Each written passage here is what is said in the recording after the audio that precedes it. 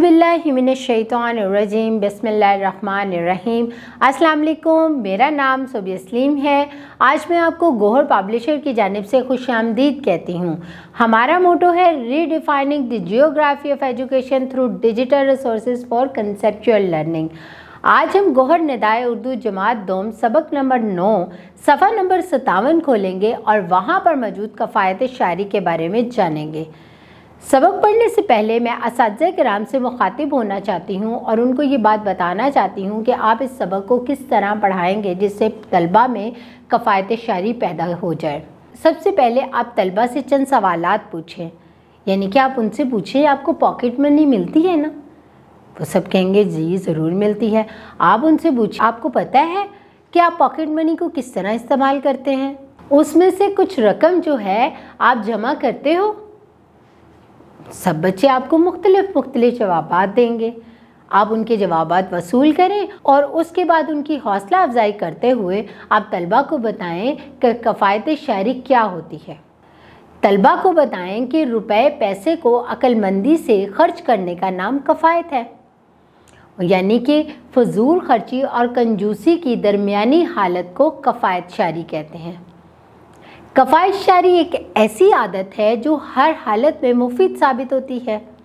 इसके साथ साथ आप तलबा को बताएं कि ये एक ऐसा अमल है कि आप इस अमल को करने से परेशानियों से दूर रहते हैं, आपकी ज़िंदगी में आने वाली परेशानियां कम हो जाती हैं और ज़िंदगी आप खुशअस्लूबी से गुजारते हैं। तलबा को बताएं आपने एक पुराना मक़ौला सुना होगा, वो क्या है कि चादर देखकर पाँव फैलाएं, यानी कि चादर देखकर पाँव फैलाने चाहिए।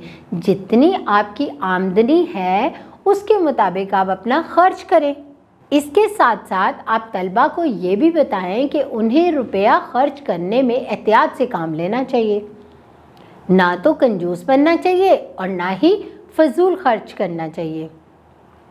अखराजात हमेशा आमदनी से कम होने चाहिए, यानी कि जितनी आपको रकम मिली है उससे थोड़े कम अखराजात करें।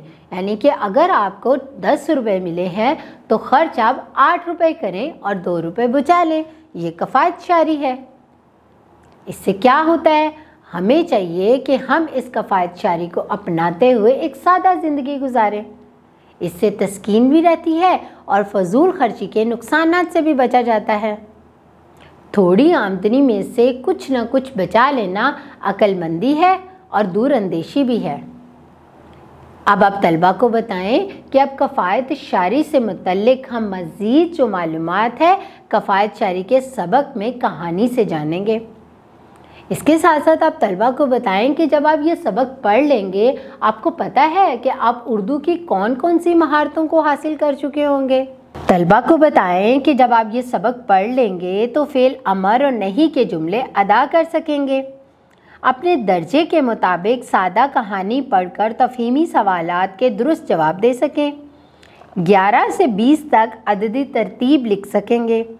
अपने घर और स्कूल का पता लिख सकेंगे।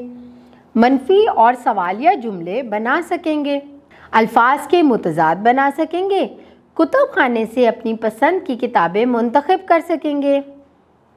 इमाला को हरूफ ने को मैं पर के हवाले से समझकर इस्तेमाल कर सकेंगे। मौका महल के मुताबिक तशक्कुर, तहनीयत, इनकसार और तासुफ के कलमात अदा कर सकेंगे। रोज़मर्रा ज़िंदगी में पानी, बिजली, गैस वगैरह के दुरुस्त इस्तेमाल का ख्याल रख सकेंगे। इससे क्या होगा, तलबा को बताएं कि आप कुतुब खाने के इस्तेमाल के हवाले से तलबा की कैसे रहनुमाई कर सकते हैं। यानी कि स्कूल में कुतुब खाना ना हो तो जमात के कमरे में एक मेज़ पर चंद किताबें रखें और कुतुब खाने का काम लिया जाए। मुझे यकीन है कि अब तक जो भी बातें मैंने आपको कफ़ायत शायरी से मुतल्लिक बताई हैं आप उसे अपने लेक्चर में इस्तेमाल करेंगी। इसके अलावा अगर आप अपने लेक्चर को मज़ीद बेहतर बनाना चाहती हैं तो आप गौहर पब्लिशर की वेबसाइट पे जाएं और वहाँ पे मौजूद DLPs और स्कीम ऑफ स्टडी को देखें। मुझे यकीन है कि आप अपने लेक्चर को मज़ीद बेहतर बना लेंगी। अपना बहुत सारा ख्याल रखें। अल्लाह हाफिज़।